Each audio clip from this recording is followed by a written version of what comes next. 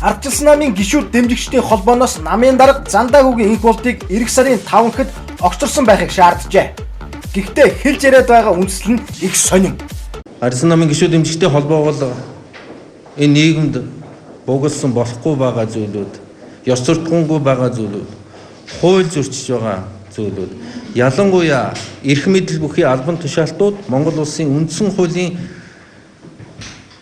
ерөнхий Монголын нийгмийн ёс суртахууныг тээж байгаа үндсэн заалтуудыг зөрчдөг ийм зарим үйл явдлыг бол өнөөдрийг хүртэл эсэргүүцэн буруу шааж ирсэн юм аа. Тэм учраас Монгол улсад одоо үйл ажиллагаа явуулж байгаа намуудын тухай болон Ардчилсан намын үндсэн дүрмийг зөрчиж байгаа ийм одоо дарга учраас огцрох шаардлагатай гэж ингэж үзэж байна. За эндээс би энэ холбоог хууль зөрчсөн альва үйл явдлыг эсэргүүцдэг, хойштож эсэргүүцэх магадлалтай холбоо юм байна гэж ойлголоо. Харин тэгтэл Монгол Улсын их хурлын дарга хууль зөрчсөн этгээдүүдийг зайлуулахыг санал болгосон. Тийм болохоор их хурлын даргын санал бол бас тус холбооны туйлын зорилготой явцав нийлж байгааг харагдана. За гэтэл жоохон яахаараа огцрохыг шаардаад байгаа нь ёстой тунчиг ойлгомжгүй юм.